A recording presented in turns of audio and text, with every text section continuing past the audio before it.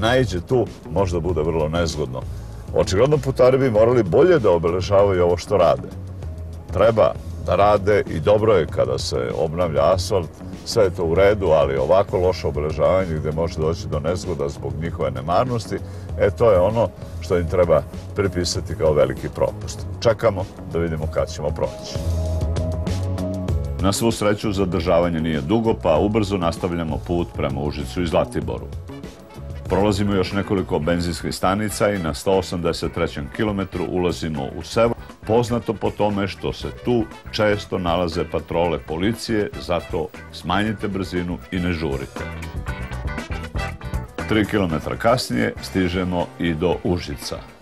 Prolazimo pored centra i tu počinje uspon na Zlatibor. Ka Zlatiboru vode 2 trake, pa je preticanje sporih kamiona jednostavnije. Na ovom delu puta su i 4 pumpe koje imaju sve vrste goriva, uključujući i tečni naftni gas. Od Beograda smo prešli tačno 206 km i zaustavljamo se kod ove table da bismo vam pokazali gde treba da skrenete ako kojim slučajem u Crnu Goru želite da idete preko Bosne. Upravo ovde, kod ove table gdje piše Tara i Mokra Gora, skrećete desno, idete na granični prelaz Kotroman i dalje vozite preko Višegrada, Foče, Bileća, pored Trebinja i spuštate se u Crnu Goru. Put od ove raskrsnice do Crne Gore dugačak je oko 320 km. Dakle, ako se odlučite za taj pravac, ovde na 206 km skrećete desno. Mi, naravno, idemo drugim putem i nastavljamo prema Zlatiboru. I dalje na usponu 2 trake vode ka Zlatiboru, pa nema nikakvih problema. Ulazimo u Čajetinu i prolazimo kroz neosvetljen tunel, posle koga se otvara pogled na turističko naselje. Skrećemo i zaustavljamo se na kratko. I evo, stigli smo na Zlatibor. Od Beograda smo prešli tačno 214 km. Vidjeli ste kako izgleda na putu, nećemo vam ponavljati, uglavnom sve je dobro, ali ako želite da se odmorite, malo okrepite u ovom dugom putovanju, dobro je da svratite ovde na Zlatibor. Vidjet ćete šta vas ovde čeka ako se opredelite da ovde napravite kraći odmor ili eventualno možda prenoćite.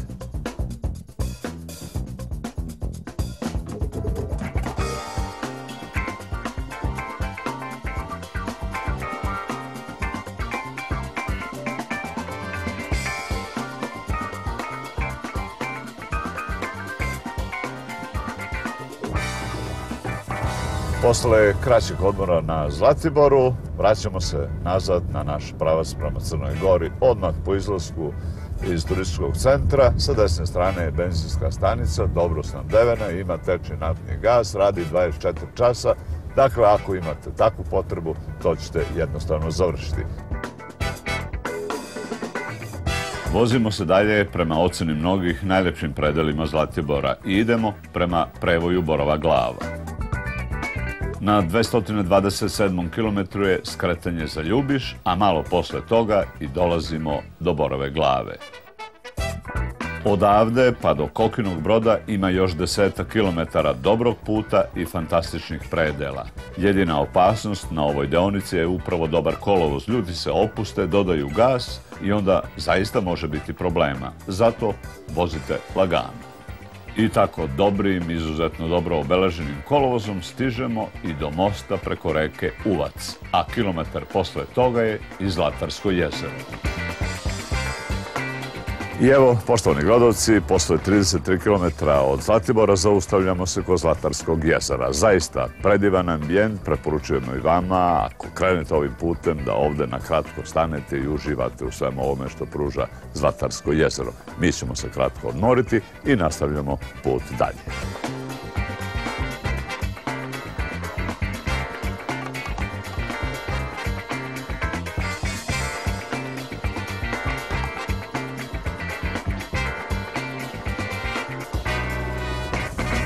Napuštamo Zlatarsko jezero. Kao što vidite, kolovoz je i dalje dobar, međutim ono na što treba računati svakako su kamioni, dosta vozila. Čuvajte se preticanja i prevelike brzine.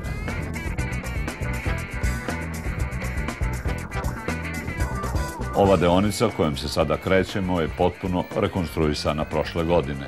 Po svemu, putovanje je sada mnogo bezbednije.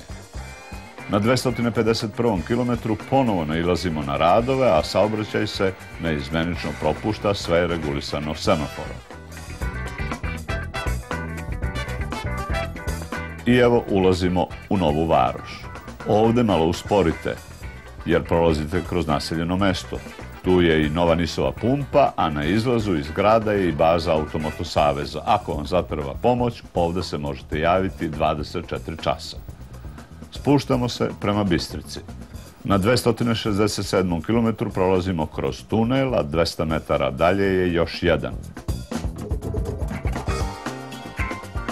Stižemo do Bistrice, tu je skretanje za Priboj, a mi pratimo putokaz i nastavljamo prema Prijepolju. Sada se vozimo uz reku Lim. Kao što vidite, od Nove Varoši kolovoz je dobar i nema nikakvih posebnih problema. Ulazimo u Prijepolje. I evo, poštovani gledalci, od Beograda smo prešli tačno 279,5 km. Zaustavljamo se u Prijepolju na benzinskoj stanici Lukoil. Ovo je posljednja pumpa na ovom pravcu ako idete prema Pljevljima. Dakle, mi skrećemo prema Pljevljima, ovdje će točiti gorivo, jer je ovo posljednje mjesto gdje u Srbiji možemo točiti pre ulaska u Crnu Goru. Međutim, ono što vama koji krenu bilo na koju pumpu savjetujemo jeste, ako plaćaju kreditnom karticom, da pre nego što sipaju gorivo, provere da li te kreditne kartice primaju na benzinskoj stanici. Recimo ovde ne primaju Diners, sve ostale primaju.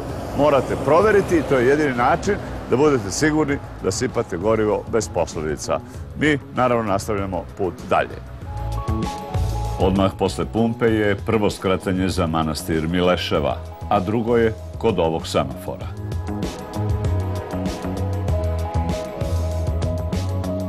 I evo, poštovani gledalci, posle nepuna 3 km od Lukoilove pumpe gde smo sipali gorivo, zaustavljamo se da bismo vam dali neke korisne informacije za putovanje prema Crnoj Gori. Evo, pre svega pogledajte ovu tablu. Ona je vrlo značajna za one koji nameravaju da idu preko Brodareva i Gostuna prema Podgorici. Ona 3 čuvena tunela su određeno vreme zatvorena i tada nema saobraćaja.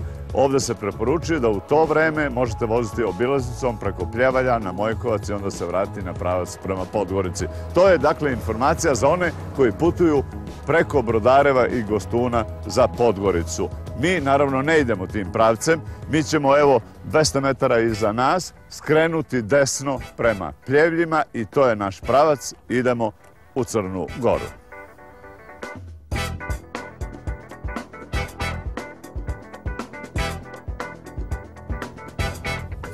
I evo raskrsnice. I sad je pitanje gde skrenuti?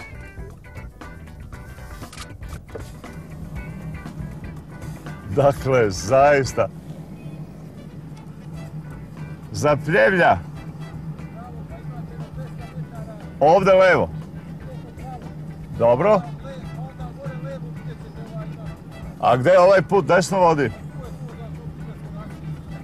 Kako nema znaka nigde? Hajde vi taksisti se pobrinite da postavite znak.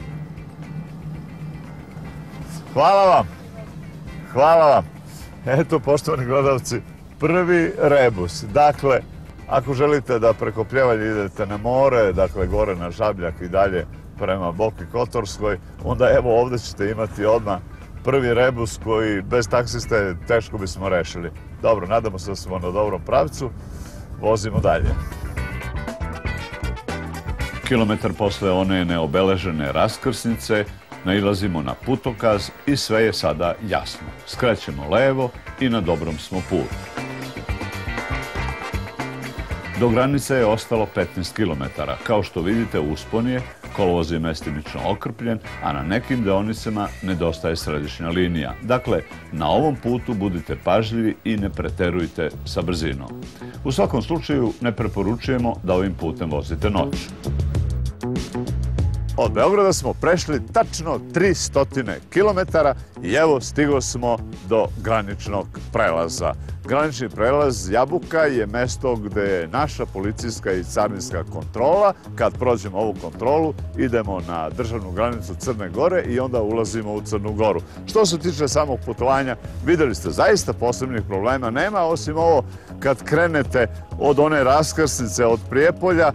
Kolovoz je prilično dobar, ali je neobeležen i noću baš ne preporučujemo da vozite. Kad dođete ovde na granični prelaz, vidite gužve nema, malo je vozila, očigledno mnogi ne znaju za ovaj pravac kojim ćemo mi putovati.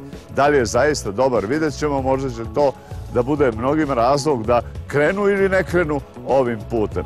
Što se tiče formalnosti za prelazak same granice, sve je standardno. Treba vam putna isprava, a kažu može se proći i sa ličnom kartom. Od dokumenta za automobil sve je standardno, dakle bez ikakvih problema može se preći ovdje granični prelaz i produžiti u Crnu Goru. Mi, evo, to činimo.